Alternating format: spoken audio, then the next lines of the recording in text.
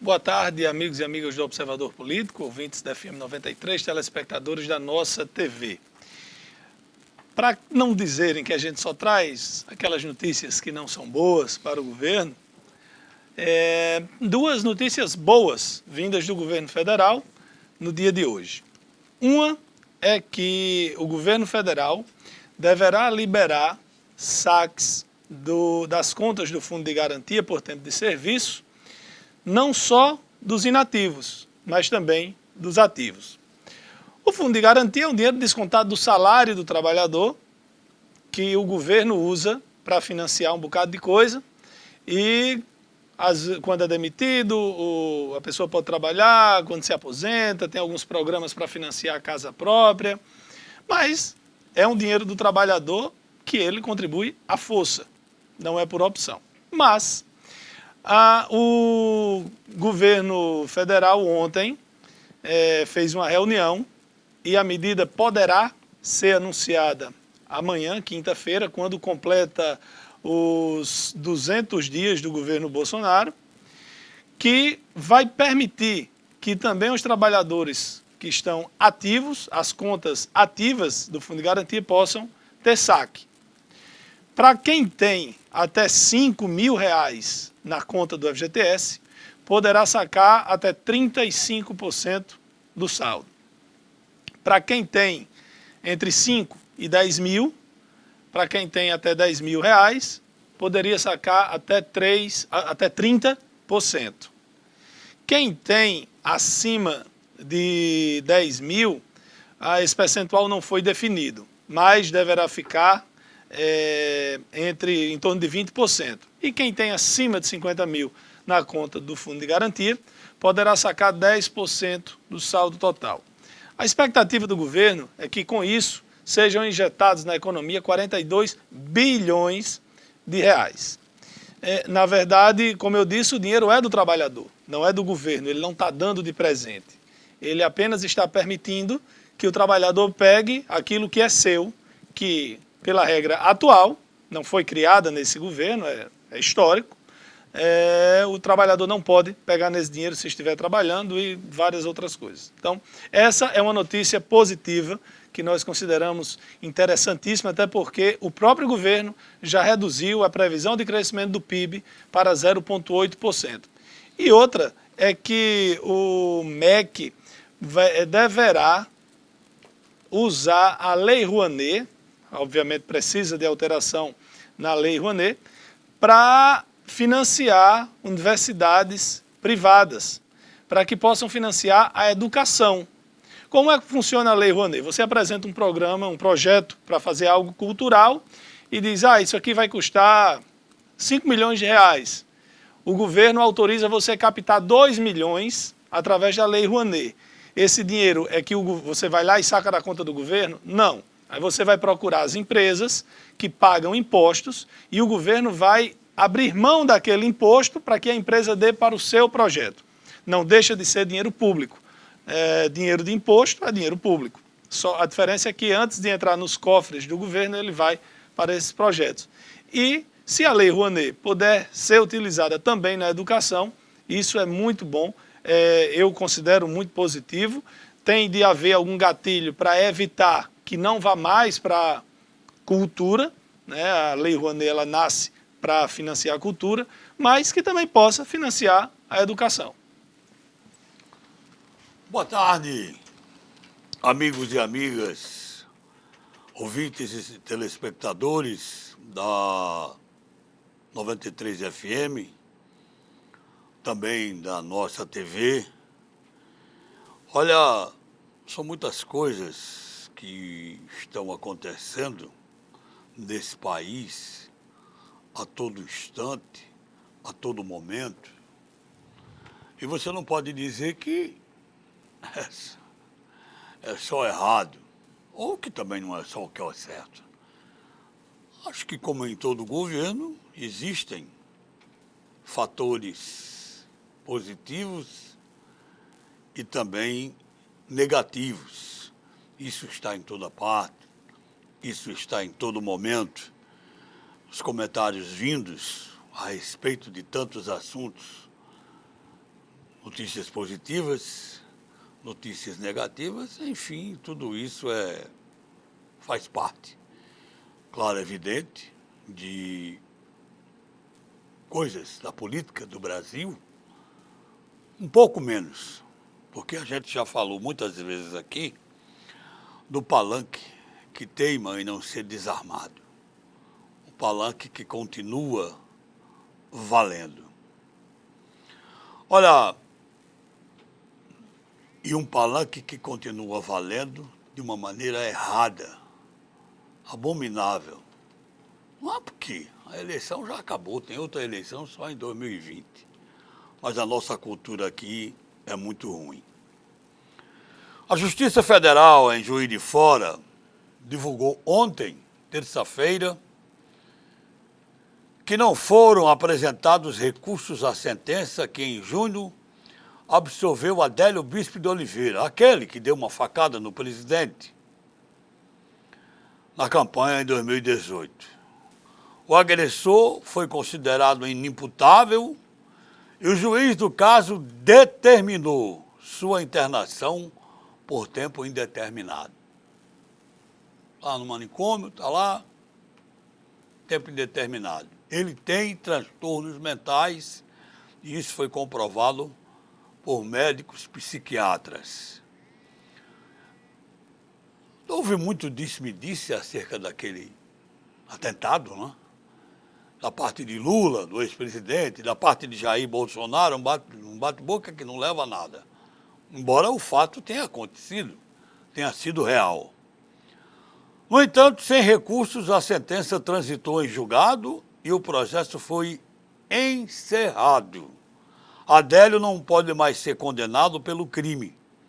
Tanto o presidente Bolsonaro quanto o Ministério Público Federal não contestaram a sentença. À época da divulgação da decisão, Bolsonaro reagiu com indignação, disse que pretendia recorrer e iria até as últimas consequências para rever a sentença. Se foi aconselhado ou não, eu não sei. O certo é que ele desistiu, Adélio vai ficar, sei lá, para o resto da vida, sei lá, que não tem prisão perpétua, mas não tem dia nem hora para sair, nem tem sentença para ele, nesse caso, nessa tentativa de homicídio. Uma coisa assim, bom, passou. Pelo menos para o presidente, um problema menos assim pode parecer, porque Adélio está fora de cena. O nosso livro de hoje é uma relíquia para toda a vida, do nosso professor, escritor, Geraldo Maia do Nascimento. Ele escreve aqui, nesse livro fantástico, O Criador do País de Mossoró, uma biografia de Vantan Rosado. Vantan Rosado escreveu toda uma história, operário, comandante em chefe, condutor da cultura moçoroense. E uma biografia de Vantan Rosado escrita por Geraldo Maia do Nascimento, com certeza é uma leitura mais do que recomendável. Está valendo. Aqui, O Criador do País de Mossoró, a biografia de Vantan Rosado, por Geraldo Maia do Nascimento. Pode mandar a sua inscrição a partir de agora pelo nosso WhatsApp 988-686150, porque está valendo já a partir de agora a sua inscrição. César. Boa tarde, Edmundo. Boa tarde, Laire Neto, amigos do Observador Político. Na abertura da minha participação hoje, vou trazer um pouco do processo sucessório municipal que acontece em 2020, mas que já está bastante avançado. Se não de forma efetiva nas ruas, mas principalmente nos bastidores da política. em vários municípios do Rio Grande do Norte, inclusive aqui próximo de Mossoró.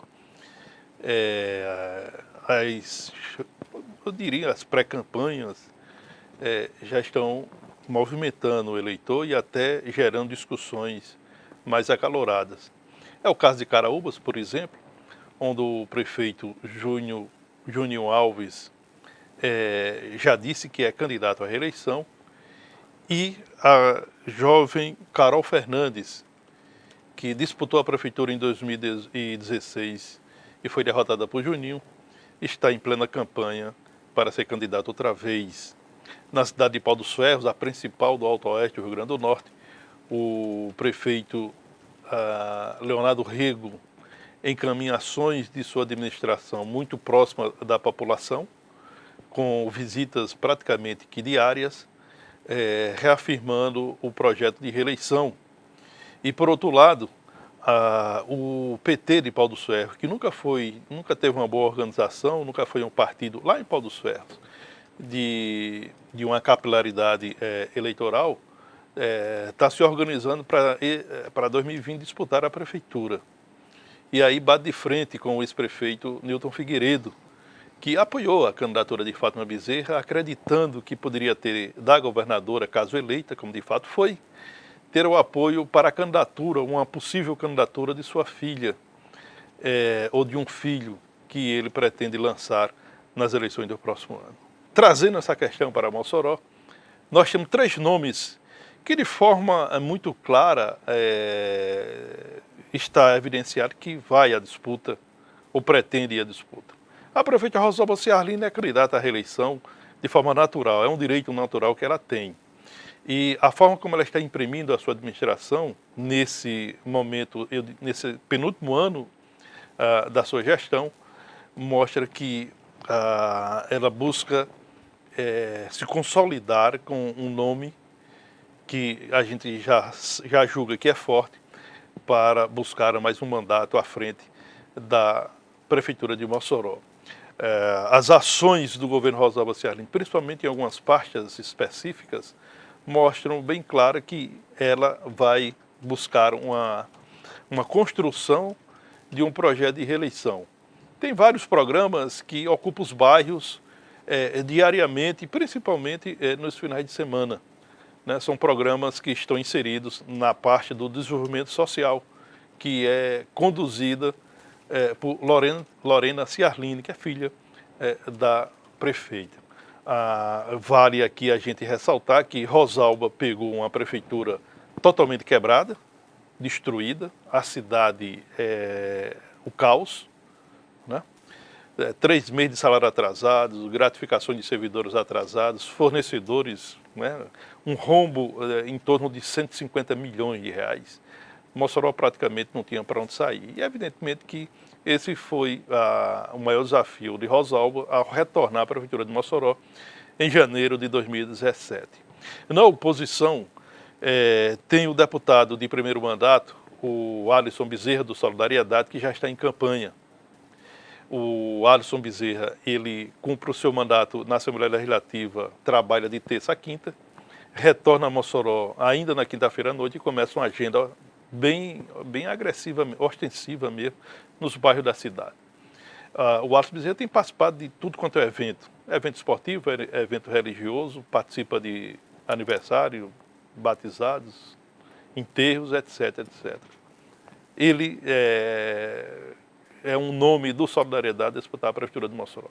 E quem também volta a se apresentar em ruas, ou pretende voltar a se apresentar em ruas, é a deputada Isolda Dantas.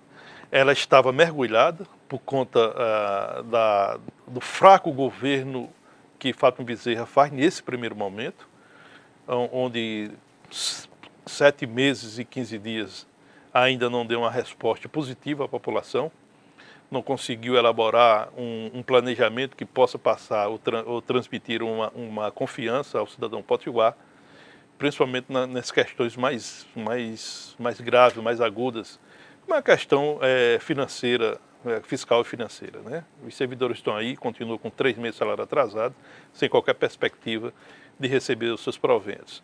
E aí a deputada Isolda Dantas mergulhou nesse primeiro momento porque não tinha uma resposta a dar à população. E ainda não tem.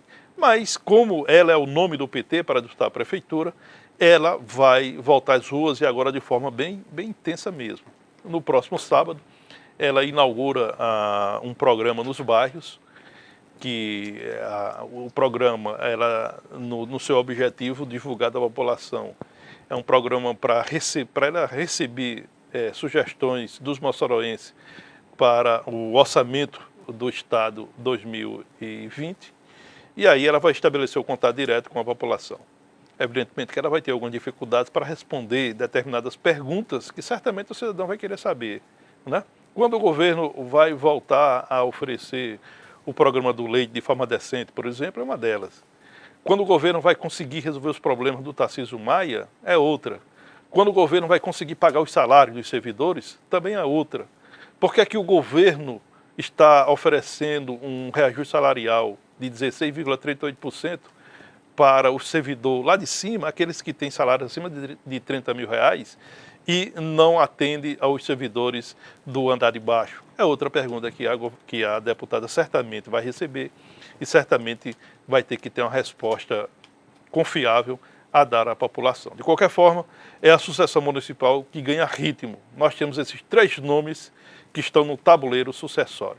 E outros nomes que se apresentam muito mais para ser um coadjuvante, desde esse primeiro momento, do que propriamente para passar uma confiabilidade ou uma confiança ao eleitor. Eu cito, por exemplo, o professor, geólogo, empresário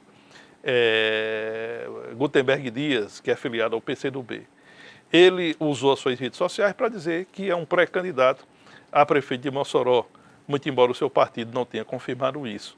Por que é que ele fez isso? Ele fez para tentar, no momento de decisões de formação de chapa, ser lembrado para ocupar alguma posição numa chapa que seja de Isolda Dantas ou de um Alisson Bezerra, por exemplo. A gente sabe que Gutenberg Dias, muito embora tenha se saído bem nas últimas eleições municipais, onde ele teve uma votação próxima de 10% dos votos válidos, a maior votação de um candidato de esquerda na história eleitoral de Mossoró, mesmo assim ele não conseguiu se potencializar. Tanto é que o ano passado foi candidato a deputado estadual e teve uma votação sofrível. Então esse é um cenário que começa a se desenhar e que certamente vai proporcionar à bancada do Observador Político a começar a analisar o quadro sucessório que se avizinha. Mando aqui um abraço para Júnior Paiva, está acompanhando aqui pelo Facebook. Mandar uma mensagem também para meu amigo William, lá da comunidade do Fio, que também está sempre acompanhando. Esses dias o William falou aqui que tinham limpado tudo lá. Maria Farias. Maria, eu já vi muito nome enfeitado. O meu, por exemplo, é muito enfeitado. Muita gente nem sabe, mas meu primeiro nome é Jerônimo com Y, Laíre com HY. É mais enfeitado que... Mas o seu, Maria com Y, Farias é F-H-A-R-Y-A-S. É mais enfeitado que o meu. Dizendo que adora o programa, está de férias, mas não pode perder o programa, que ouvia pela rádio, mas que agora está de férias, está assistindo e pede para participar do sorteio do livro. Viu, Edmundo? O nome? Maria Farias. Maria Farias, ok? Olha, o pessoal está pedindo... E Luísa Rodão também, que sempre está por aqui. Luísa Rodão, grande abraço, Luísa.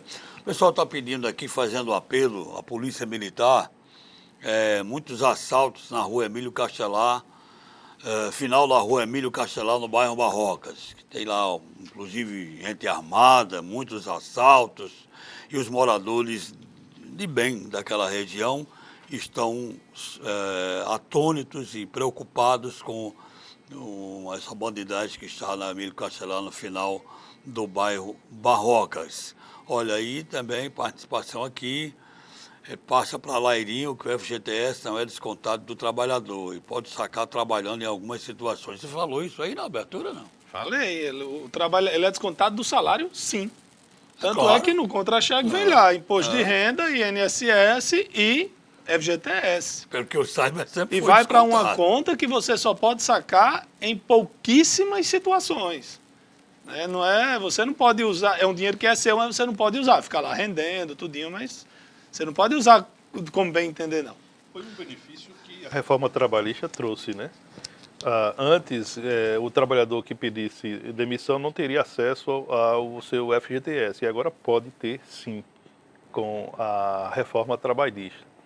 Né? Nessa questão, Edmundo, da violência, né, da segurança, nós tivemos aí na madrugada de hoje 2 mortes no bairro Dom Helder Câmara, que fica na zona leste de Mossoró.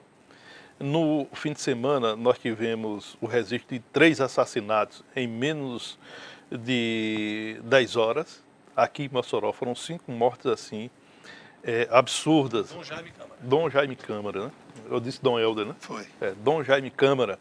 É o bairro do que fica a Funcerne, né?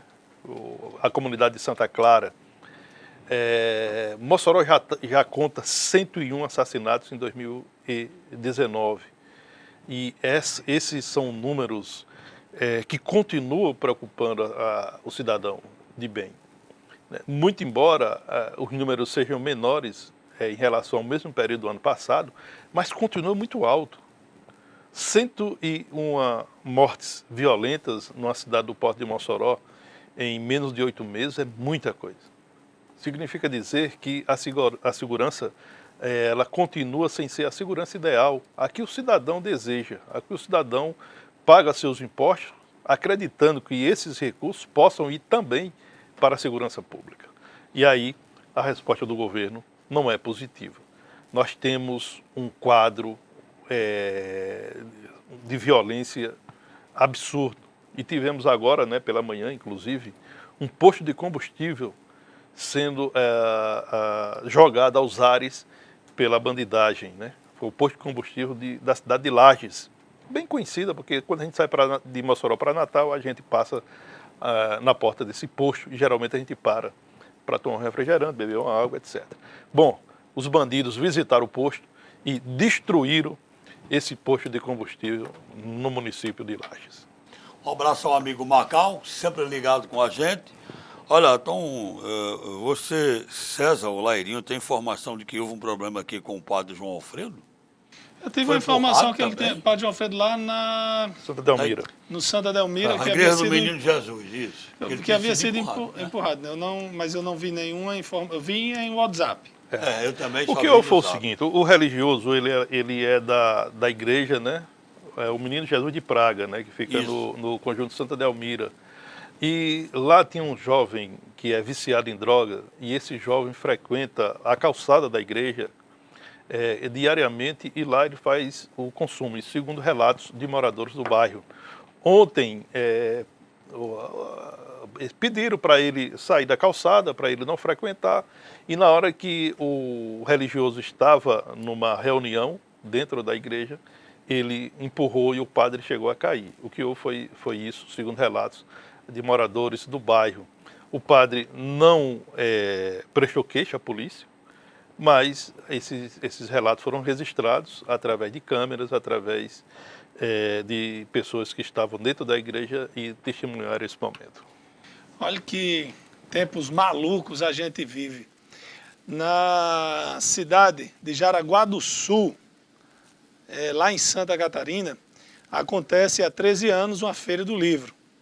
E a organização, esse ano, convidou a jornalista Miriam Leitão, que além de apresentadora, comentarista da Rede Globo, é colunista no jornal O Globo, um dos maiores jornais do Brasil, é autora de 7 livros e já venceu 2 prêmios Jabuti, que é talvez a premiação mais importante da literatura brasileira. E o marido de Miriam Leitão, que é sociólogo, cientista político e escritor, também autor, né, de livros, Sérgio Abranches.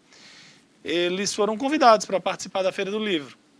E os organizadores começaram a receber ameaças contra eles e contra o casal de jornalistas. Você goste ou não de Miriam Leitão e do marido dela, ninguém chega no ponto onde ela chegou à toa. Ela é, sem dúvida alguma, muito bem informada, tem muitos bons contatos e, com certeza, além do material todo que ela tem produzido. Com certeza, uma palestra dela, uma conversa com ela é enriquecedora, até para quem não concorde com as ideias dela, até para quem não concorde com o que ela defende. Mas você partir para a ameaça, para a agressão, e aí os organizadores da feira cancelaram o convite a Miriam Leitão e a Sérgio Abranches, dizendo que não tem condições de garantir a segurança do casal, a integridade física deles. Se a gente começar a aceitar esse tipo de imbecilidade, de babaquice, eu não sei onde é que a gente vai parar, não. Na realidade, as ideias de Miriam Leitão, que é uma das jornalistas mais premiadas e mais respeitadas no Brasil, as ideias dela nunca favoreceram e nunca foram aceitas pelo governo do momento. Miriam Leitão foi perseguida pelo regime militar, né? Ela sofreu. Miriam Leitão foi perseguida pelos 13 anos do governo do PT. Nas eleições de 2014, quando Dilma foi candidata à reeleição, num comício em Pernambuco, o ex-presidente Lula chegou a afirmar que o brasileiro não poderia mais continuar lendo Miriam Leitão, porque Miriam Leitão era uma golpista. E agora Miriam Leitão sofre no governo do Jair Bolsonaro. Então a gente é muito claro de entender isso. Quem está errado não é a jornalista. É governo que não gosta de jornalista. É exatamente isso. Os veículos de comunicações jornalistas, eles sofrem esse tipo de perseguição a toda a vida. Eles estão a todo momento, a toda prova. Isso não é novo. Né? Isso não é novo. O governo não gosta de oposição, ou de jornalista. Eu tive o prazer e a sorte de assistir uma das últimas palestras de Otávio Frias Filho, que comandou a Folha de São Paulo por muito tempo e faleceu recentemente. E ele disse que a Folha de São Paulo sempre foi perseguida por todos os governos, sem exceção. Por todos os governos. Foi perseguida no regime militar, foi perseguida no governo de direita, no governo de esquerda, e hoje a Folha de São Paulo continua sendo perseguida pelo governo do presidente Jair Bolsonaro.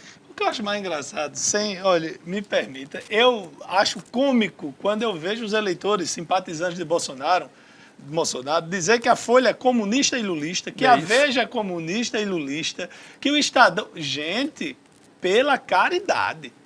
Lula, eu acho que é a pessoa que mais foi capa de Veja e chamando de ladrão do escambau, foi Lula. Aí vai dizer que a Veja é lulista, cara. Exatamente. Que falta de noção. Procurem ler, pelo amor de Deus. E o interessante é que até pouco tempo a Veja era de direita, né? Os petistas não liam a Veja.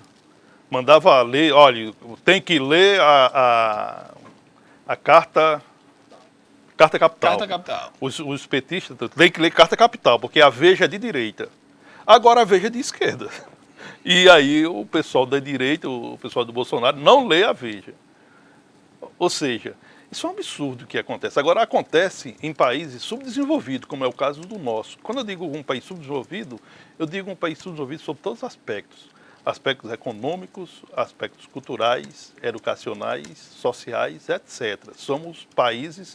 Fazemos parte de um país subdesenvolvido, onde esse tipo de ideia criminosa, esse tipo de ideia perseguidora, ela consegue se sustentar ao longo de tanto tempo. Nós não podemos permitir que isso continue, mas infelizmente vamos continuar assistindo esse tipo de aberração. Olha, a Prefeitura de Mossoró, através da Secretaria de Desenvolvimento Social e Juventude, iniciou esta semana o trabalho do cadastro único itinerante nas comunidades rurais da cidade, muito importante para quem reside na zona rural. O cronograma teve início segunda-feira, dia 15, no Polo Passagem de Pedras, que inclui ainda as comunidades do Rincão, Jurema Seca, Umari e Sítio Santo Antônio. E segue até o dia 16 de setembro. No Polo Passagem de Pedra foram atendidas 69 famílias. Todos os serviços do Cadastro Único realizados no Centro Administrativo são proporcionados no setor rural, com essa ação, como, por exemplo, cadastro novo, atualização de cadastro, emissão de comprovante de cadastro, emissão de segunda via de registro e análise de benefícios. Tem um cronograma aqui, Polo Cajazeiras, 29 de julho de 2019, Polo Sussuarana, dia 12 de agosto, Sítio do Carmo, 2 de setembro, Polo Sítio Melancia, 2 de setembro, Mulungunzinho, 2 de setembro e Polo Sítio Favela, 16 de setembro. São um trabalho muito importante que a Prefeitura, através da Secretaria, realiza com as comunidades, com os residentes nas comunidades rurais. Eu também quero fazer um aviso aqui, esse aqui eu acho fantástico. O Núcleo de Tecnologia de Educação Municipal, da Secretaria Municipal de Educação, abriu vagas para os cursos do segundo semestre. A pré-inscrição já teve início e vai até o dia 31 de julho. Os cursos... o objetivo das formações é promover a inclusão digital da sociedade e dos profissionais da educação, bem como capacitar técnica e pedagogicamente a comunidade escolar para o uso de tecnologias. Quem quiser mais informações, pode acessar aí o site. Não tem o www, ok? Começa em tecnologiasmossoró.blogspot.com.br. Vou repetir, atenção. tecnologiasmossoró.blogspot.com.br.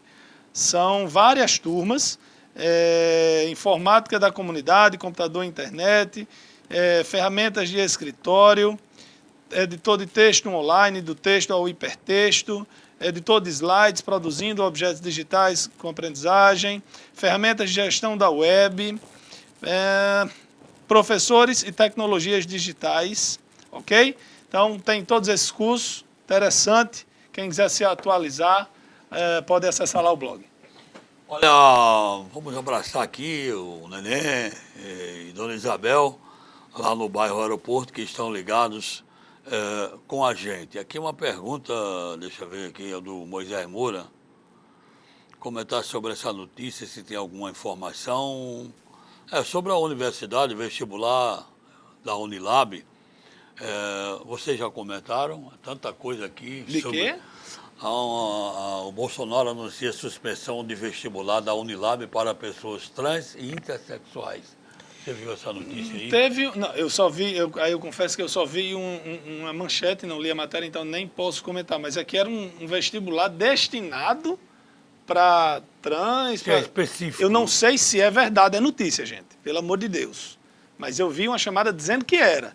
Se for, eu acho que não deve existir um vestibular exclusivamente para branco, para negro, para homossexual, para hétero, para trans. Vestibular. É igual aquela história do banheiro, né? A notícia é verdadeira, né? Ia haver um vestibular para curso específico, ia ser um vestibular específico para trans e tal. Eu penso que uma modalidade dessa, por si só, é excludente, né? Por si só é excludente. E aí o Ministério da Educação determinou a suspensão desse processo seletivo, né? Eu não tenho maiores detalhes, mas a notícia é verdadeira. Realmente esse vestibular, esse processo seletivo foi aberto, as inscrições já estavam sendo feitas e o MEC decidiu determinar a suspensão desse processo. Olha, o Lindomar disse que mora na rua Zé de Alípio, próximo à creche Noemi Borges. Edmundo, o poste está apagado. Estou reclamando aqui, vou avisar para o pessoal da iluminação pública. Tem uma sorveteria bem no local e está realmente tudo escuro. Dá uma força aí. Avenida Rio Branco, olha, ali Osmar Bezerra, Lagoa do Mato. Quer saber quem são os responsáveis pelo tapa-buraco? A prefeitura, claro. A Avenida Rio Branco, em frente ao Colégio Hermógenes, ainda não foi feito o tapa-buraco, meu amigo. Mas pode aguardar que a prefeitura vai fazer o tapa-buraco em toda a cidade. E uma hora dessas, não sei qual dia exatamente, vai chegar aí, pode ter certeza, amigo. Aquela operação tapa-buraco, que foi iniciada ainda no período invernoso, né, no período de chuvas, cumpriu a etapa do Abolição 4 e hoje as obras, as máquinas estão naquela avenida, uma das principais de Nova Betânia. Eu acho que é a avenida... Antônio Vieira de Sá. Ontem estava no Antônio Vieira de Sá. Pois é, Antônio Vieira de Sá. certamente vai chegar ao bairro Belo Horizonte, que é um bairro importante, né? É um bairro bastante populoso, como diz, e certamente vai chegar lá. Agora, eu queria... Ontem Edmundo trouxe a notícia daquela decisão do ministro Dias Toffoli, do Supremo Tribunal Federal, de suspender... Fui eu quem falei. Foi, né? Suspendeu o processo, né? Beneficiando o filho do presidente. Beneficiou o Flávio Bolsonaro. Naquele rumoroso caso que envolve o famoso Queiroz. Aliás, por onde anda Queiroz, né? O Queiroz deu uma mergulhada que ninguém consegue mais identificar a sua localização. Bom, eu fiquei, assim, com uma decisão de Dias Toffoli. Dias Toffoli tem no seu currículo, né? Tem uma atuação histórica junto ao Partido dos Trabalhadores. Lógico que essa foi uma decisão que ele não buscou beneficiar o filho do presidente. Isso me chamou a atenção. E aí a gente vai buscar mais informações e aí a gente chega à seguinte conclusão. De repente se atira num alvo, mas o desejo é de acertar noutros, né? A decisão de Dias Toffoli, que beneficia o Flávio Bolsonaro, ela suspenderá praticamente todas as investigações de lavagem de dinheiro no Brasil. Todas. Ou seja, a decisão do Dias Toffoli, ele não quis beneficiar porque essa decisão ela vai impactar em todas as investigações de lavagem de dinheiro no Brasil. Vai prejudicar todos os processos judiciais que usaram dados bancários de pessoas investigadas, compartilhados por órgãos de controle sem autorização da Justiça, que é o caso do filho do presidente, né? Os dados fiscais deles vieram à tona sem autorização da Justiça. Por isso, o Dias Toffoli tomou essa decisão. Só que essa decisão ela vai de encontro à investigação de corrupção, de lavagem de dinheiro no Brasil. O que é pior?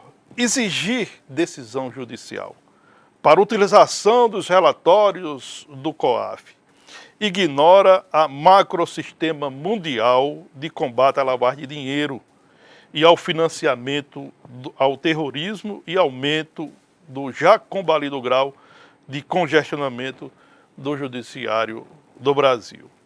Trata-se de um retrocesso sem tamanho, né, que as autoridades públicas que realmente são responsáveis e preocupadas no combate ao crime financeiro, espera que o plenário do STF consiga derrubar ou derrube essa decisão monocrática de Dias Toffoli. A decisão do ministro, só concluindo aqui o meu raciocínio, ela coloca em xeque a própria existência do COAF, além de fragilizar a posição no Brasil no cenário internacional, transformando o país em um paraíso para dinheiro sujo. Eu gostaria de ver a opinião do ministro Moro, né, que queria levar o COAF lá para o comando dele, porque lá ele ia, como diz o nosso português aqui da nossa região, ia botar quente em quem estava desviando dinheiro, em quem estava fazendo grandes movimentações. Seria bom que ficasse, né, no Ministério da Justiça. Eu não vejo nada de errado em ficar no Ministério da Economia, uma vez que é dentro do próprio governo e o Banco Central ligado à economia, mas que passe as informações para o Ministério da Justiça. Se vai estar subordinado a ministro A ou ministro B, para mim isso é menos importante. Agora, a autonomia do órgão tem que ter. E na hora que o ministro Dias Toffoli fez isso, ele, inclusive, segundo a defesa de João de Deus, o médium João de Deus, vai ser beneficiado por isso. Porque João de Deus, além das acusações de estupro, ele responde também por causa da grande quantidade de dinheiro que foi encontrado, não somente em espécie, mas também nas contas dele. E encontrado sem autorização judicial. Sem autorização judicial. Pois é. Então, aí o crime, a essa altura, né, está vibrando, né? O Dias Toffoli está um ídolo para o crime de lavagem de dinheiro. A turma que gosta de lavar dinheiro, que gosta do dinheiro sujo, está vibrando. Agora, as instituições sérias desse Brasil as instituições estão preocupadas com essa decisão e esperando que o plenário do STF possa restabelecer a ordem. Olha o pessoal da rua Francisco Xavier, no trecho por trás do Colégio Mater Christi, pedindo pavimentação asfáltica, 2 quadras apenas e um grande fluxo de veículos, em especial por conta do colégio. E os demais comércios do bairro pedindo para fazer esse apelo aqui, já está feito, a gente agradece. Ali a questão aqui é segurança, né? É uma piada. O Alto de São Manuel tem, a segurança é uma piada, tem 2 viaturas, e cada uma com 2 policiais para cobrir uma população de 100 mil pessoas. Realmente está muito distante, mas realmente a informação é que só são 2 viaturas lá naquele setor do Alto de São Manuel, o que realmente é inadmissível que seja somente 2 viaturas e o grande Alto de São Manuel todo é brincadeira. Funcionário da prefeitura foi renovar empréstimo consignado, não foi possível, porque está com 2 meses que a prefeitura não faz o repasse, mas não é descontado do contra-cheque. Segundo a Caixa, só renova quando colocar em dia. Isso vem desde o prefeito Francisco José. Está certo ou está errado? Eu acho que está errado. A prefeitura deverá atualizar, deve atualizar essa questão. Deve ter que pagar, né? Tem que pagar. Está errado, tá. Tem que pagar e a gente aguarda aqui o momento que a gente possa, cobrando já, e aguarda um momento que a gente possa aqui dizer que foi tudo colocado em dia. O presidente Jair Bolsonaro, já estamos ali na hora, mas só uma última informação, disse que ia colocar o filho dele como ministro, ou como embaixador nos Estados Unidos, né, indicar. E aí ele disse que, o filho disse que tinha fritado hambúrguer e por isso podia ser ministro. Aí no currículo dele, ele disse que tinha feito uma pós-graduação em economia, porém, ele não fez. Não é verdade, ele não concluiu a pós-graduação. Vamos ao nosso... Até fazendo um comparativo, né? Na realidade, ele não tem know-how, não tem qualquer Como é a história que foi que nomeou o cavalo para ser cônsul? Calígula, né? Nomeou o cavalo dele para ser cônsul. Ele não tem qualquer capacidade, qualificação para um cargo tão importante, né? Que é um cargo de embaixador em Washington. Eu sei que Tiririca está dizendo que quer ser embaixador na Rússia, porque já foi palhaço no Circo Moscou.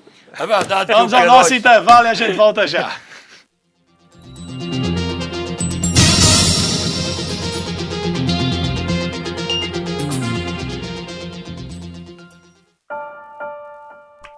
Ela tá no quarto, vai lá.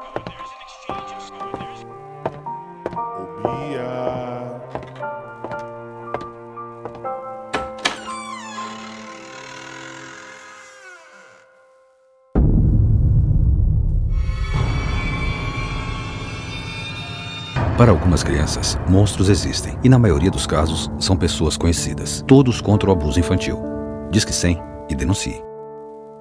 Desfrute o sabor da felicidade nos momentos que pedem um gostinho doce ou para os momentos de sabor mais forte, marcante, porque até o dia mais comum se torna especial com o sabor certo. Desfrute. Gelateria e café. SAMU 192, boa tarde. Oi, o que aconteceu no acidente aqui na rua? Tem gente ferida.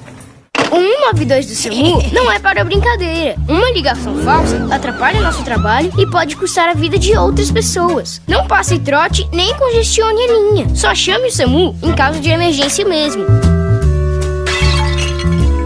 Fale com seus amigos e o pessoal de casa sobre o uso correto do 192 e seja um defensor da vida junto com o SAMU. PCM Responsabilidade Ambiental. Pratique a coleta seletiva em casa ou no trabalho. O ideal é ter cestas de lixo para cada tipo de resíduo. Todos os meses você investe seu dinheiro no trabalho da LBV. Todos os dias, a LBV diminui o sofrimento de famílias em situação de pobreza. Hoje você tem uma nova oportunidade de fazer o bem. Vamos juntos oferecer proteção a quem enfrenta o frio. Colabore lbv.org/diga sim. Olá, eu sou Paulo. consultor de vendas da BrisaNet Telecomunicações. E hoje vamos falar sobre serviços para a sua empresa. Que a BrisaNet tem a melhor internet e fibra ótica, isso todo mundo já sabe. Agora, você também sabia que aqui oferecemos soluções tecnológicas para a sua empresa? Tem internet com Wi-Fi de alta performance, LAN-to-LAN, sistema de segurança, telefonia, móvel e fixa, VoIP, central PABX virtual e URAs inteligentes. Suporte avançado 24 horas, com atendimento personalizado, dentre outros serviços exclusivos. É a sua empresa mais conectada, segura e preparada. Eleve o nível do seu negócio e entre de vez para a era da ultravelocidade e conectividade. A solução para a sua empresa está aqui. BrisaNet, levando o mundo até você.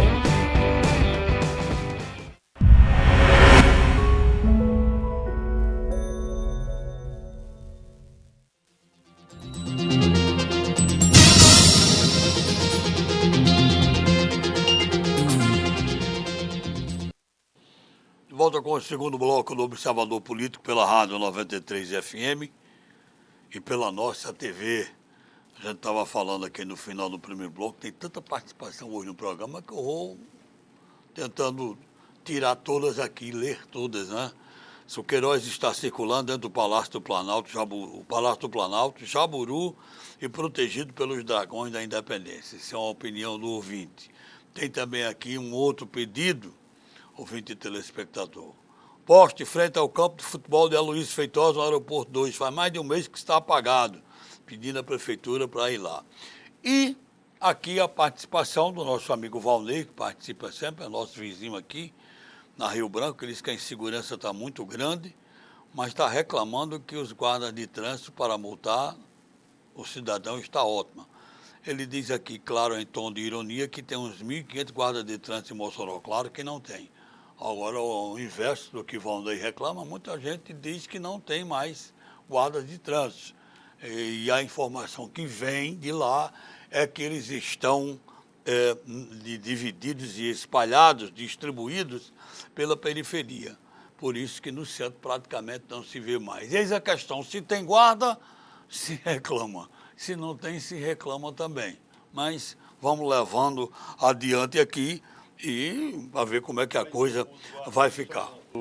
Os guardas estão multando sem infração ou com infração? Eu bato de frente. Eles estão multando. Eu bato de frente toda a vida que alguém diz, a indústria da multa. Alguém foi multado sem cometer infração. Esse é o problema. Porque se eu não tiver cometido uma infração e for multado, se eu não tiver cometido, aí é a indústria da multa. É ilegal, é criminoso, denuncie, porque é criminoso. Agora, o guarda estava escondido atrás de uma árvore quando eu fiz uma conversão que não podia, ele me multou. Não podia fazer a conversão. Pois eu, como cidadão, o erro não foi do guarda estar encostado atrás da árvore. Eu, como cidadão, eu festejo quando tem a lei seca. Eu adoro a lei seca. Eu fico vibrando. Sou contra, não. A lei seca vem para... Imagina quantas famílias já choraram aí. E se perguntaram, você sai para beber? Saio, sim, claro, saio. Eu estou andando de táxi e de Uber, que é uma beleza. César, estão perguntando aqui se Sandro Pimentel pode ser cassado mesmo. Olha, a situação do deputado estadual Sandro Pimentel, que é do PSOL, é uma situação bem delicada. O julgamento foi iniciado ontem no pleno do Tribunal Regional Eleitoral. O voto do juiz relator, que é um juiz federal, né, o Glauber Souza, né? É isso o nome dele, Leira? Glauber é até aqui de Mossoró. Glauber Pessoa Alves, né? O voto dele foi o voto pela cassação do mandato, do diploma do deputado Sandro Pimentel. O placar está 1-0, porque após o voto do relator, o juiz Francisco Glauber Pessoa Alves, o desembargador Glauber Rego pediu vista. E aí o julgamento parou ali na tarde de ontem. Quando retomar, vai ser retomado com o voto do desembargador Glauber Rego. Segundo o Ministério Público, né, o deputado estadual Sandro Pimentel, ou quando candidato a deputado estadual, ele descumpriu o prazo de entrega dos relatórios financeiros e também foi verificado problema com relação à doação de R$ 35.300 para a sua campanha. A lei eleitoral determina que valores acima de R$ 1.064 devem ser doados por meio de transferência. Isso não ocorreu na campanha do Sandro Pimentel, segundo o Ministério Público Eleitoral. Então, ele é acusado da prática de captação e gasto ilegal de recursos na campanha de 2018. O Sandro Pimentel, a situação dele é bem delicada. Todos recordam bem que ele não foi diplomado, juntamente com os demais deputados estaduais eleitos.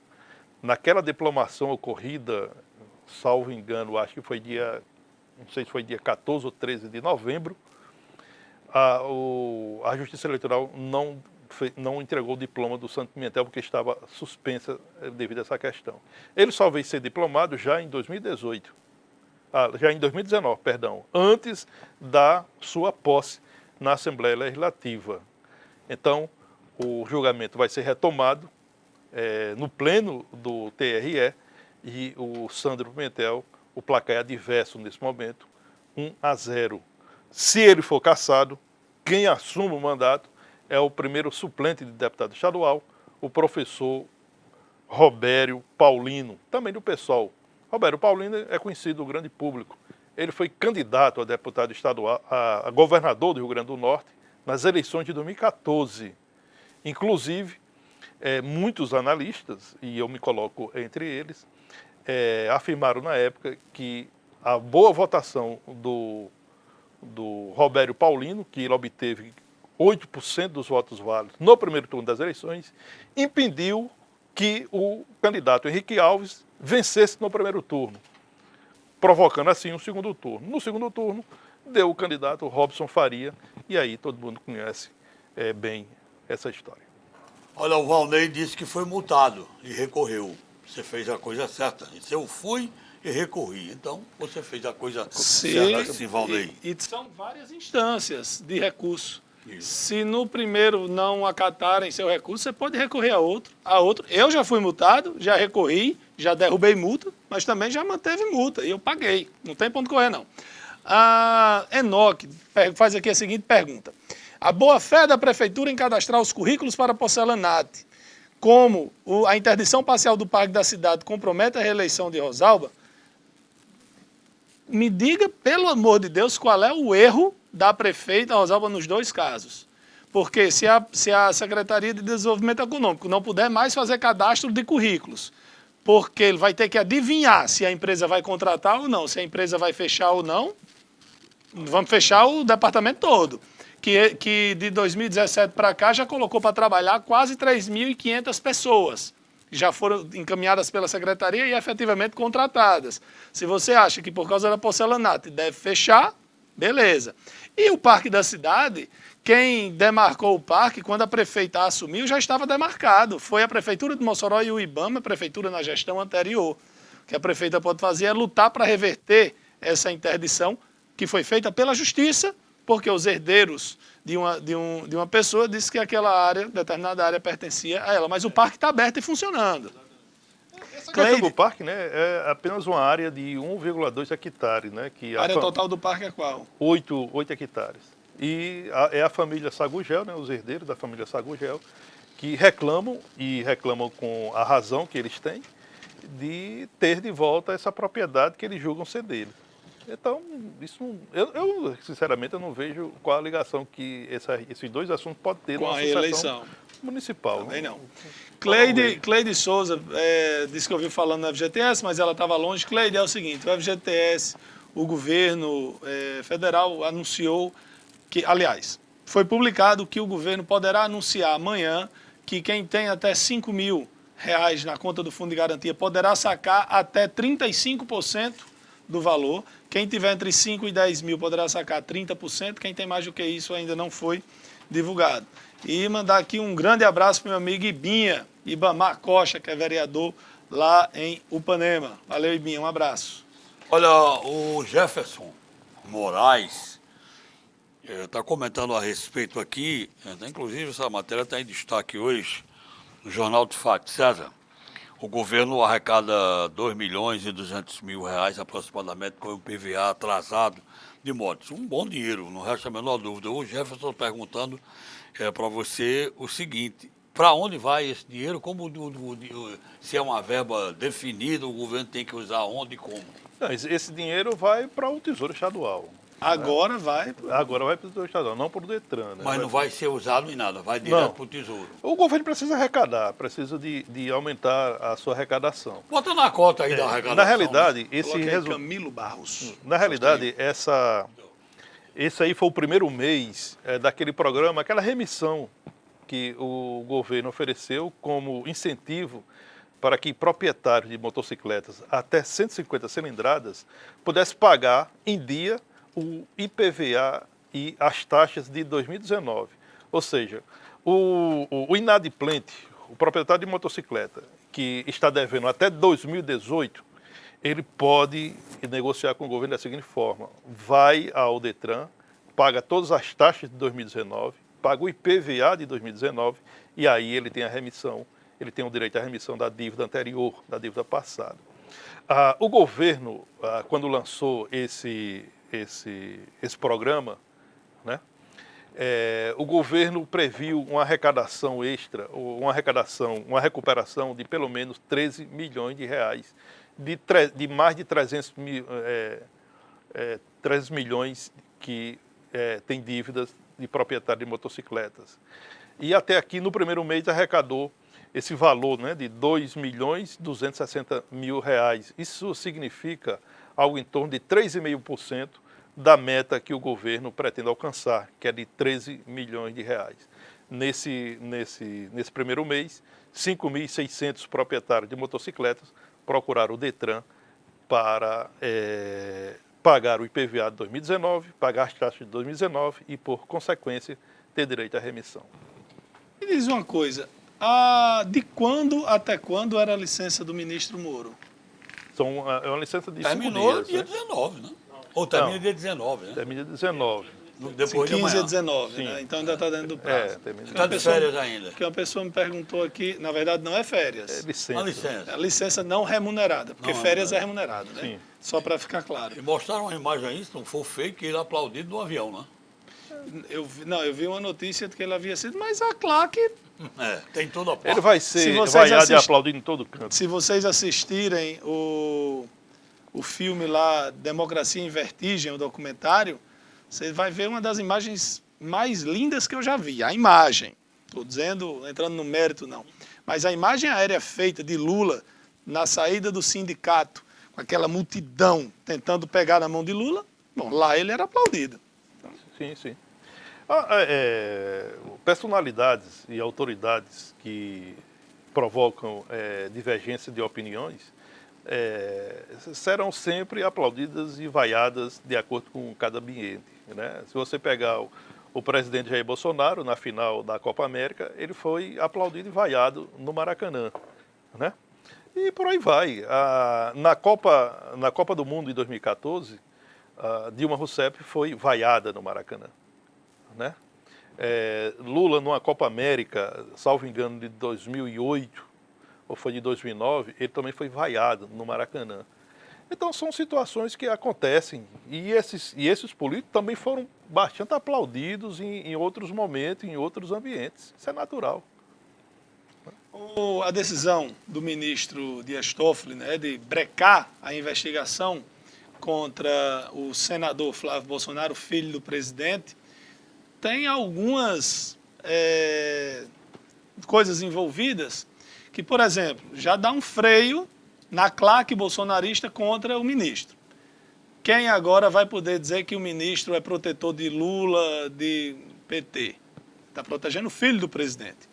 Essa decisão também tem uma ala do Supremo, uma ala do Judiciário, que quer brecar os superpoderes desses órgãos, uma vez que ministros e familiares de ministros do Supremo já foram vítimas de relatórios produzidos pelo COAF ou pela Receita Federal e foram vazados à imprensa sem que eles fossem alvo de investigação. Ou seja, quebraram o sigilo. E quem não gosta disso de jeito nenhum é o Ministério Público Federal, que muitas vezes não se incomoda com as consequências do que noticia. Abre processo e joga todo mundo no ventilador e depois se vire para se defender. O erro é o vazamento, né? Mas nesse combate de lavagem de dinheiro, não tem como fazê-lo se não tiver esse apoio. Não, eu sei, mas sem dúvida alguma dificulta esse trabalho. Né? Mas, essa questão de você jogar o nome da pessoa na lama, sem prova, sem nada, para depois... É como você subir num prédio, chegar lá em cima, abrir um travesseiro de penas e rebolar assim. Você nunca mais junta todas as penas. Olha, o criador do País mostrou a biografia do professor Vantan Rajado, como era de se esperar, o livro de Geraldo Maia do Nascimento, bombou aqui, 36 inscrições. Vamos saber quem ganha. Salatiel Almeida. Salatiel Almeida está ganhando pela primeira vez e ganhou um baita livro. Ele disse que já tinha participado, fazia tempo que não participava, voltou hoje por conta do livro e já ganhou um baita livro, fez sua inscrição do bairro Barrocas.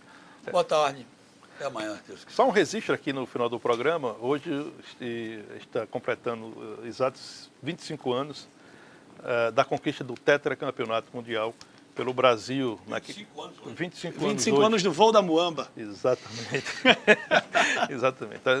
Completou hoje 25 anos naquele time comandado por Romário e Bebeto, e que conquistou o tetracampeonato mundial nos Estados Unidos. Eu vou encerrar o programa de hoje, a minha participação, com a frase de Chaplin. Chega um momento em sua vida que você sabe quem é imprescindível para você, quem nunca foi, quem não é mais e quem será sempre. Uma boa tarde a todos e até amanhã. Se você quiser, pode também encerrar com a frase de Zagallo. Vocês vão ter que me aturar. Não. Vão ter que me engolir. Não, não vão ter que me engolir, não. Não quero ser engolido. Quero ser engolido por quase ninguém, não. Obrigado a todos pela audiência. Boa tarde e até amanhã, se Deus quiser.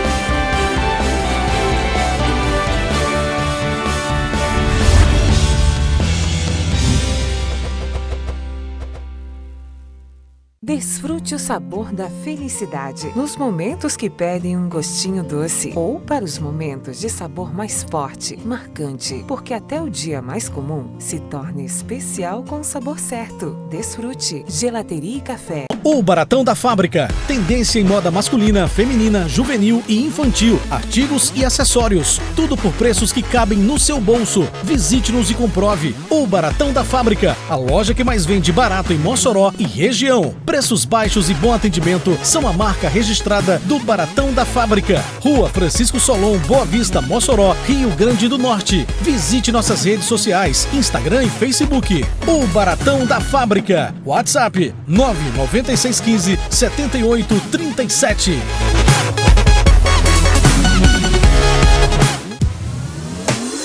TCM Responsabilidade Ambiental. Feche bem o registro e verifique se continua contando o relógio para detectar vazamentos. Uma gota vazando por segundo são 30 litros de água desperdiçados por dia. Diminua o tempo debaixo do chuveiro e não se esqueça de fechar a torneira ao se ensaboar. Uma ducha rápida, em vez de um banho demorado, pode economizar até 150 litros de água. Você, participante do Enem, você quer respostas? Eu tenho umas respostas. Calma aí, rapaziada, vou ficar off aqui rapidão, que eu vi uma parada que me interessa, hein? Sim, a resposta do Enem, no dia 5, no dia 12 e também no dia em que sairá o gabarito. Ah, sai daí. Isso é mais caô do que os caô que eu conto quando eu tô contando caô pros próprios caô. Roda logo essa vinheta. Aí, rapaziada, tô de volta, hein? Mantém o assunto.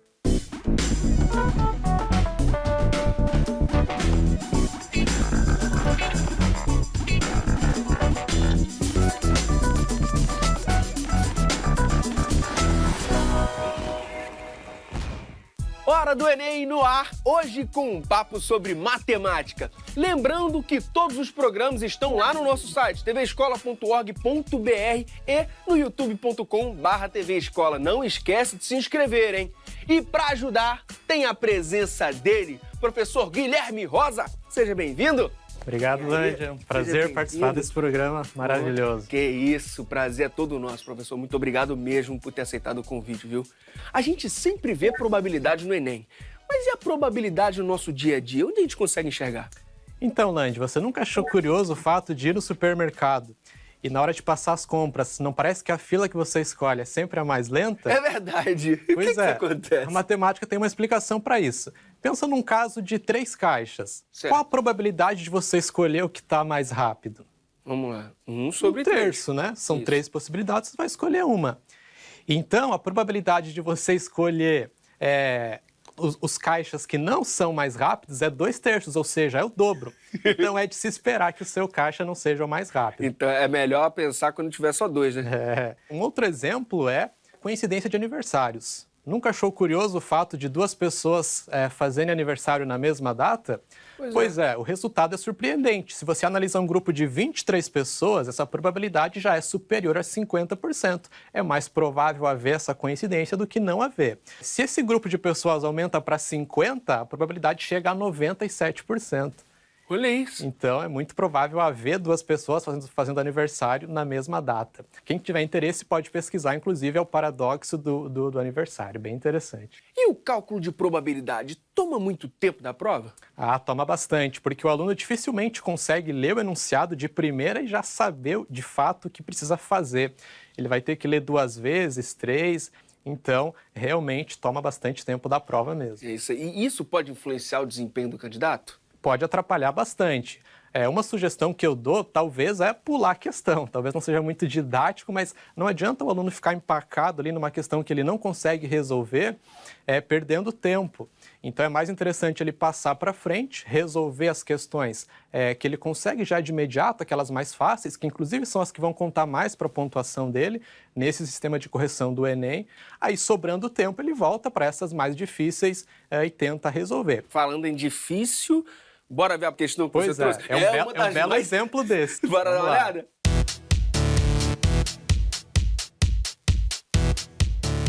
Já está aí na tela a questão 150 do Enem de 2018, caderno azul, primeira aplicação. Por que foi tão difícil essa questão, professor? É porque ela traz 5 casos para o aluno analisar. E esses casos não são cálculos diretos, ele vai ter que usar uma probabilidade condicional, que também já é um assunto um pouco mais complicado, então é uma questão bem trabalhosa. Para ganhar um prêmio, uma pessoa deverá retirar sucessivamente e sem reposição, isso é muito importante, 2 bolas pretas de uma mesma urna. Inicialmente, as quantidades e cores das bolas são como descritas a seguir. Urna A possui 3 bolas brancas, 2 bolas pretas e 1 bola verde. Urna B possui 6 bolas brancas, 3 bolas pretas e 1 bola verde. Urna C possui 2 bolas pretas e 2 bolas verdes. Urna D possui 3 bolas brancas e 3 bolas pretas. A pessoa deve escolher uma entre as 5 opções apresentadas. Opção 1, retirar aleatoriamente 2 bolas da urna A. Opção 2, retirar aleatoriamente 2 bolas da urna B. Opção 3, passar aleatoriamente 1 bola da urna C para a urna A. Após isso, retirar aleatoriamente 2 bolas da urna A. Opção 4, passar aleatoriamente 1 bola da urna D para a urna C. Após isso, retirar aleatoriamente 2 bolas da urna C. E opção 5, passar aleatoriamente 1 bola da urna C para a urna D. Após isso, retirar aleatoriamente 2 bolas da urna D. Com o objetivo de obter a maior probabilidade possível de ganhar o prêmio, a pessoa deve escolher a opção 1, 2, 3, 4 ou 5. Já embolei todo só na leitura, professor. E aí, o que a gente faz? Bom, então, Já coloquei aqui no quadro para gente as quantidades de bolas em cada urna. Na urna A são 3 bolas brancas, 2 pretas e 1 verde. Na urna B, 6 bolas brancas, 3 pretas e 1 verde. Na urna C, 2 bolas pretas e 2 verdes. E na urna D, temos 3 bolas brancas e 3 pretas. Para ganhar o prêmio, a pessoa deve retirar, sucessivamente e sem reposição, 2 bolas pretas da urna. Isso é importante. Sucessivamente significa que ele vai tirar uma bola de cada vez, não vai tirar as duas ao mesmo tempo. Certo? E sem reposição significa que quando ele tira a primeira bola da urna, essa bola não vai voltar para a segunda retirada. Então, vai haver uma mudança no cenário ali. São dadas 5 opções, precisamos analisar cada uma delas. Bom, para essa questão a gente vai precisar usar o conceito de probabilidade condicional. A probabilidade de ocorrência de um evento A dado que um outro evento B ocorreu é a probabilidade de ocorrência da interseção desses dois eventos, ou seja, é a probabilidade de ocorrência de A e B, dividido pela probabilidade de ocorrência do evento que eu sei que aconteceu, probabilidade de B. Só que a gente acaba não usando muito essa equação aqui, a gente acaba usando mais para encontrar a probabilidade da interseção.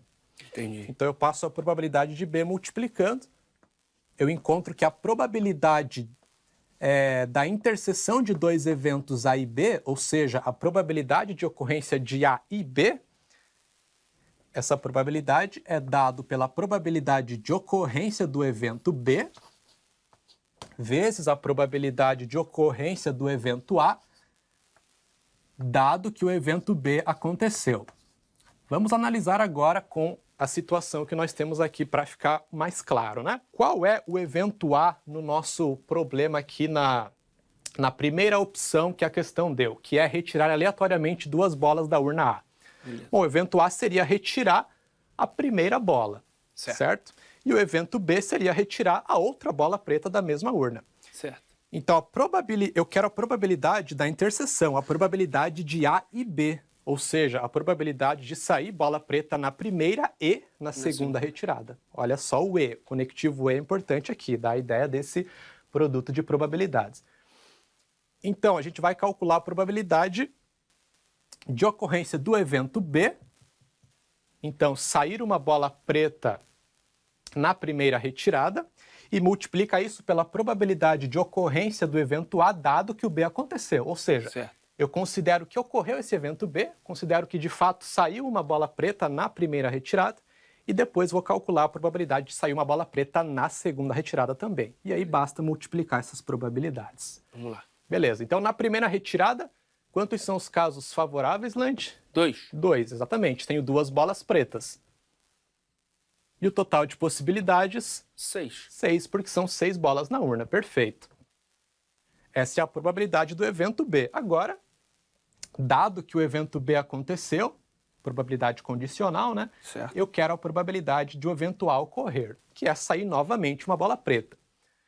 Então, se esse evento ocorreu, se de fato saiu uma bola preta da urna, para a segunda retirada eu passo a ter quantas pretas lá? 1. Só uma, muito bem.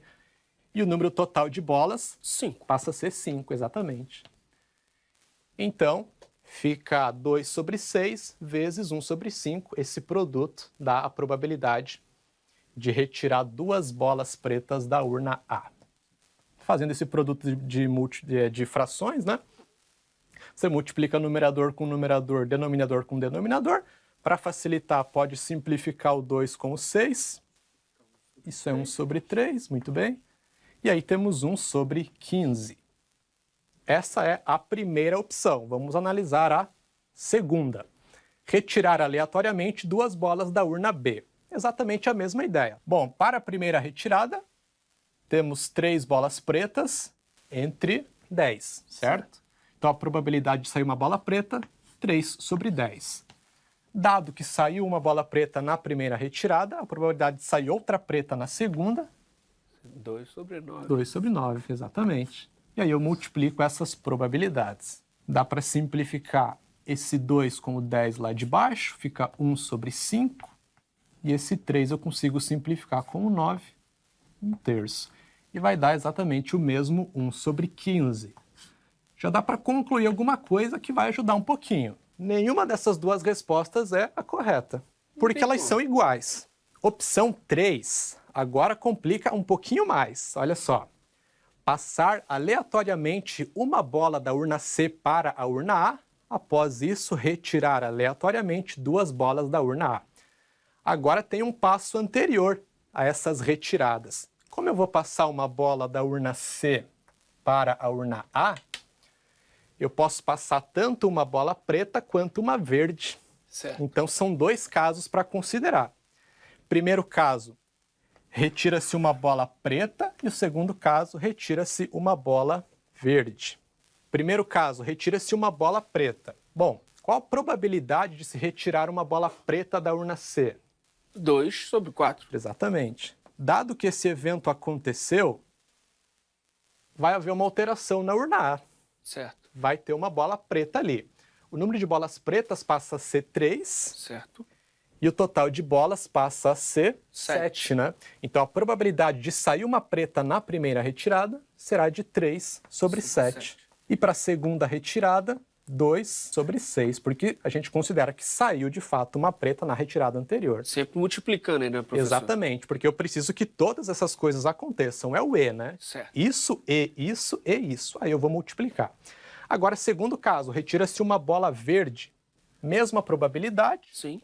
2/4. Só que agora, se eu passo uma verde para a urna A, continuo tendo duas pretas, Sim. só que o total de bolas aumenta. 7. Então a probabilidade de sair uma preta, nessa primeira retirada, 2/7. Na segunda retirada, 1/6. Podemos simplificar esse 2/4, é 1/2. Certo. E esse 2/6 é 1/3. Agora o 3 de cima simplifica com esse de baixo. Sobrou 1 em cima. Embaixo, 2 vezes 7, 14. Na segunda opção, 2 vezes 2, 4. Simplifica com o 4 que está embaixo. Sobrou 1/6 vezes 7, 42. E agora o que eu faço com essas duas probabilidades? Somo ou multiplico? Tem que somar. Exatamente. Por quê? Ou acontece isso ou isso. A probabilidade total, 1/14 mais 1/42. 14 e 42 são múltiplos. Portanto, tirando o mínimo múltiplo comum, você vai encontrar o próprio 42. 42 é 3 vezes 14, certo? Certo. Portanto, fica 3/42 mais 1/42, que dá 4/42. Podemos simplificar por 2 para melhorar um pouquinho. Isso é 2/21. E essa foi a opção C ali. A opção 3. Exatamente. Tem que analisar a opção 4 e 5 dessa mesma maneira. Uma questão muito extensa. Agora a gente vai analisar as opções 4 e 5, que eu chamei de D e E, que coincide com as alternativas, né? Então a mecânica é a mesma, só que agora vai mudar as urnas que eu vou estar transferindo, né, e de qual urna eu vou fazer a retirada das bolas. Bom, na opção 4, ele vai retirar aleatoriamente uma bola da urna D e passar para C. Depois disso, retirar duas bolas da urna C. Novamente, são dois casos. Eu posso passar uma bola branca, né, da urna D para C, ou posso passar uma bola preta. Vou analisar os dois casos. Primeiro deles, quando eu retiro uma bola branca da urna D. Bom, probabilidade de sair uma branca, 3/6. São 3 brancas em 6 totais, né? Passou uma branca para a urna C, eu vou ficar com 5 bolas no total, as duas pretas e as duas verdes que já estavam lá com a branca que passou ali. Para cá. E dessas 5, 2 são pretas. A probabilidade de sair uma preta nessa primeira retirada, 2/5. 2/5. Muito bem. Agora, para a segunda retirada, dado que saiu uma preta na retirada anterior, sobra uma preta entre 4 bolas totais. A probabilidade é 1/4. Certo. Multiplica tudo. Vamos lá. 3 vezes 2, 6. Dá para simplificar com o 6 que está embaixo. Certo. Sobrou 1/5 vezes 4, que é 20. Caso 2, retira-se uma bola preta da urna D e passa para C. Nesse caso, passo a ter 3 pretas na urna C entre 5 totais, né? Antes, porém, qual a probabilidade de sair uma preta quando eu retiro aleatoriamente da urna D? É a mesma da de cima, 3 sobre 6. 3 sobre 6. Agora, na primeira retirada da urna C, nessa situação, são 3 pretas em 5 totais. 3 sobre 5. Na segunda retirada, sobram 2 pretas em 4 totais, probabilidade 2 sobre 4. Faz o produto novamente, dá para simplificar essa primeira fração, é 1 sobre 2. Esse 2 vai simplificar com esse 2 de lá. É importante simplificando, né? Para ganhar tempo até. Facilita a conta, porque senão você vai ter números grandes aqui e vai ter que no fim simplificar depois, então já facilita. 3 vezes 1, certo? Sobrou 1 aqui também, fica 3. Sobre 5 vezes 4, 20. Nesse caso, não dá para simplificar. Certo. Beleza. São 2 casos possíveis, eu somo as probabilidades. Pode acontecer isso ou isso, exatamente. A probabilidade total será de 1 sobre 20 mais 3 sobre 20. Aqui facilitou a nossa vida porque os denominadores já são iguais. É só conservar e somar os numeradores. Vai dar 4 sobre 20. Simplifica por 4. Fica 1 sobre 5. Certo. Guardei para a gente as probabilidades das 3 primeiras opções. Vamos colocar ali agora da opção 4, que é a nossa alternativa D. Então, 1 sobre 5. E para finalizar, vamos analisar o último caso. Retira-se aleatoriamente uma bola da urna C e passa para a urna D. Posteriormente, retira-se sucessivamente e sem reposição, né? Como sempre, 2 bolas da urna D. De novo, 2 casos possíveis, ou eu passo uma bola preta ou uma verde. Vamos analisar esses 2 casos. Primeiro, retira-se uma bola preta. 2 sobre 4. 2 sobre 4, igual. Passando essa bola preta para a urna D, ficamos com 4 pretas e 7 totais, né? Certo. Eram 6, mais uma 7. Como foi uma preta que entrou, 4 pretas. Então, a probabilidade de sair uma preta, nessa primeira retirada, 4 sobre 7. Na segunda retirada, 3 sobre 6, né? Podemos simplificar o 2 com o 4, 1 sobre 2. O 3 e 6. O 3 com o 6, perfeito. 1 sobre 2 também. Agora ficou 2 vezes 2 embaixo, dá para cortar com o 4 de cima. Certo. Resultou 1 sobre 7. Ok? Certo. Segundo caso, retira-se uma bola verde da urna C e passa para D. Mesma probabilidade, 2 em 4. Passando uma bola verde para a urna D, ficamos com 7 bolas, das quais 3 são pretas. Probabilidade de sair uma preta na primeira, 3 sobre 7. E na segunda retirada, 2 sobre 6. 2 vezes 2, 4. Simplifica com o 4 de baixo. Isso. 3 simplifica com o 6. Sobra 2 embaixo, 1 em cima. É 1 sobre 2 vezes 7, 14. Somando essas probabilidades, vamos colocar aqui do lado de novo, a nossa probabilidade total para essa opção, 1 sobre 7 mais 1 sobre 14. 1 sobre 7 é a mesma coisa que 2 sobre 14. Multiplica por 2 em cima e também embaixo. Por que eu fiz isso? Para ficar os mesmos denominadores, né? Então é 2 sobre 14 mais 1 sobre 14, que é 3 sobre 14. Finalmente, temos as probabilidades nas 5 opções. Trabalhoso, né, professor? Trabalhoso, mas não acabou ainda, hein? Olha aí. Temos que agora analisar qual é a maior probabilidade. As duas de cima, elas são iguais, então não pode ter 2 alternativas corretas, né? Certo. Na C, 2 sobre 21, a gente pode simplificar por 2, isso seria 1 sobre 10,5, né?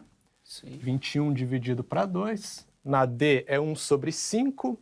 Qual fração é maior? 1 sobre 10,5 ou 1 sobre 5? 1 sobre 5. Esse número aqui é menor. Quanto maior o número de baixo, menor é o resultado da divisão. Certo. Então já elimina também. Sim. Agora comparamos D e E. 3 sobre 14 e 1 sobre 5. Fácil. Já dá para matar aí, né, professor? Olha só, na fração 3 sobre 14, o numerador é 3. Certo. Então é legal que o numerador seja o mesmo 3 na de cima. Certo. Se eu tenho numeradores iguais, eu consigo, né, observar qual fração é a maior. É a que tiver o menor denominador. Então é só multiplicar por 3 em cima e embaixo, né? Achar uma razão equivalente, que será 3 sobre 15. Bom, aqui deu 15, aqui deu 14. Portanto, maior fração é 3 sobre 14. E aí o gabarito da questão fica na letra E. A maior probabilidade é a opção 5. Encontra com a questão dessa, faz o quê? Pula, né? Aquilo que eu comentei antes. Realmente é uma questão muito trabalhosa que talvez não vá contar tanto para a tua pontuação como uma mais fácil que você pode perder. Então, se for para perder, que seja uma questão assim.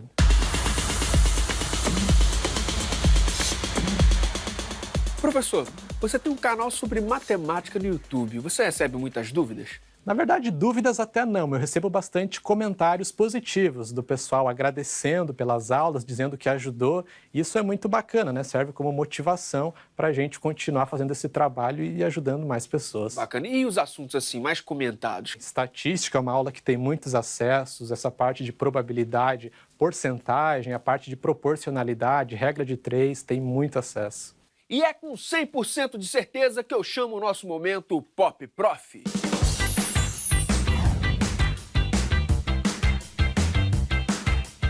Professor, qual é a probabilidade de um avião com 300 lugares cair e ter uma pessoa com uma meia verde no pé esquerdo e outra azul no pé direito? Caramba! Acho que tende a 0, hein? Então podemos afirmar que a melhor forma de evitar acidentes aéreos é usar meias de cores diferentes em cada pé? Mas aí tem um problema, porque quanto mais gente começar a usar, essa probabilidade vai aumentando, né? Entendi. Se eu tenho um relógio, eu sei a hora exata. Agora, se eu tiver 2 relógios, eu sei a hora média. Boa. Pelo menos vai aumentar a tua probabilidade de saber a hora certa. Esse foi Guilherme Rosa, no nosso Momento Pop Prof. Para reforçar os conteúdos que a gente viu hoje, qual é a sua sugestão? Vou aproveitar para vender meu peixe agora. Eu tenho o meu canal no YouTube, que é o Matemática em Exercícios, e o meu site, matematicaemexercicios.com. Tem videoaulas, exercícios resolvidos, é importante praticar bastante exercícios. Então a gente tem questões resolvidas e comentadas desse assunto de probabilidade, de análise combinatória e de todos os outros que são fundamentais para o Enem. Perfeito, professor. Muitíssimo obrigado mesmo por toda a ajuda. Eu que agradeço. Valeu mesmo e volte sempre. Então, já sabe, foca nos estudos e se liga no percurso educativo de matemática da TV Escola. É só entrar no tvescola.org.br/percursos. A probabilidade de você se dar bem no Enem só vai aumentar. Até mais.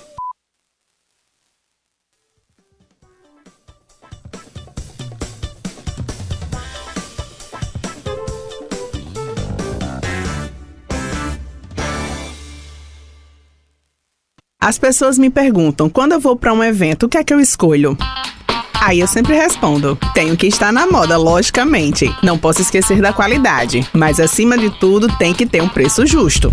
Por isso que a minha escolha é sempre Yara Variedades ou Yara Story.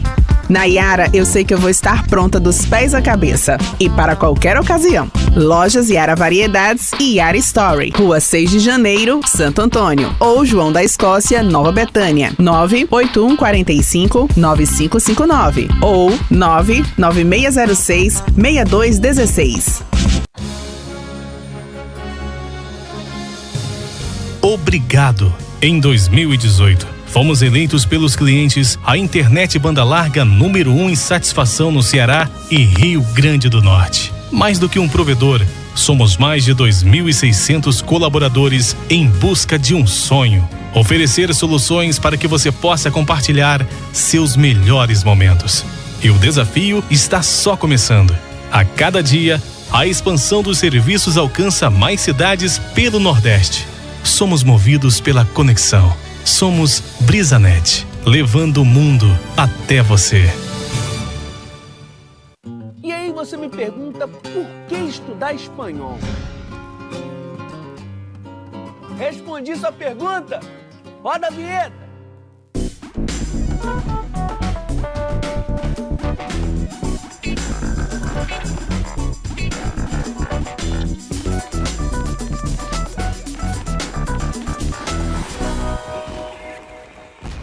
Hora do Enem no ar, hoje é dia de língua espanhola. Vale lembrar que se você perdeu algum programa, basta ir em tvescola.org.br e clicar em programas ou no youtube.com/tvescola. Aproveita e se inscreve no canal. Agora sim, vem pra cá, professor Carlos Belém. Opa! E aí, seja tudo bom? bem-vindo mais uma vez. Obrigado. Valeu mesmo pela presença, professor. Sim. O Enem se baseia em uma série de competências e uma delas tem tudo a ver com a língua espanhola, a competência 2. Bora ver. Conhecer e usar línguas estrangeiras modernas como instrumento de acesso à informação e a outras culturas e grupos sociais. Mas e aí, professor, o que isso significa?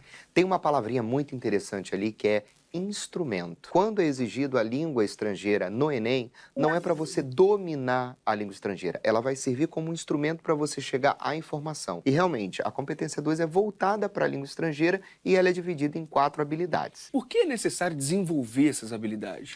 A competência, ela reúne várias habilidades. E a habilidade ela pertence à competência. Rapidamente, vamos supor que eu queira fazer uma confecção.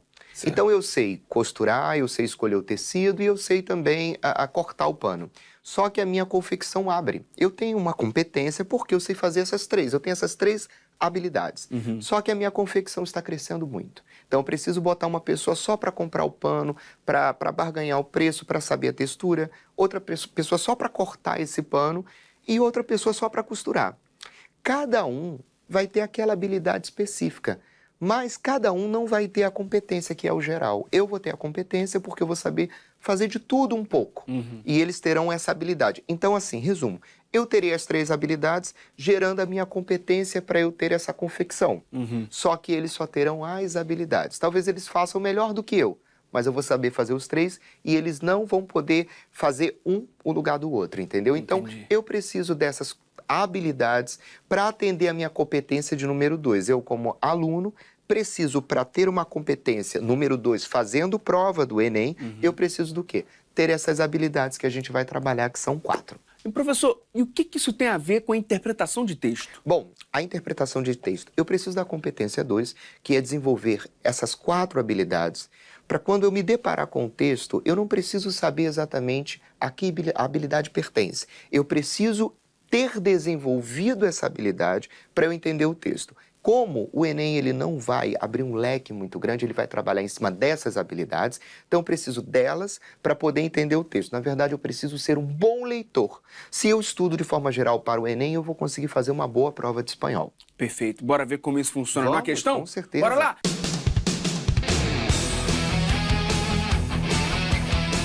Daí, questão 94 do Enem de 2015, caderno azul, segunda aplicação. O texto é uma carta de leitor sobre a reportagem Desenchúfalo e a Jugar, publicada em uma revista. Ou seja, eu sei o que é esse texto através da pergunta, porque não está bem especificado. Você olha ali na fonte, olha, Oviedo, P. Sofia, número 130, agosto de 2012, mas não está falando que é uma carta, tá ok? E está mostrando adaptado, ou seja, houve modificações.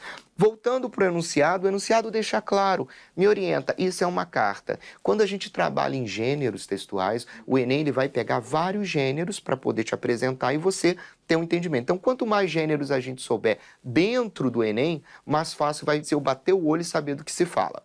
Vamos lá, isso é uma das habilidades. Agora vamos para a pergunta.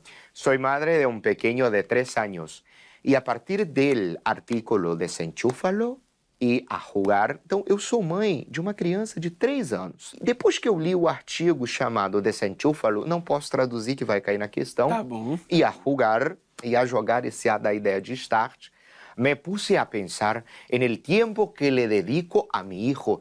Eu comecei a pensar sobre o tempo que eu dedico ao meu filho, né? Todos os dias, quando chego a mi casa, mi prioridade é mi hijo. E nos turnamos com mi marido para ver quem cocina e quem se tira no piso a jogar com Santiago. E ela fala aqui que nos turnamos, trocamos os turnos. Ela e o marido dela trocam o turno para saber quem vai ficar com o filho. Um fica cozinhando e o outro fala ali, tira no piso, se joga no chão para poder brincar com ele. Que se llama Santiago. Nuestro hijo tiene toda tecnología a su disposición porque su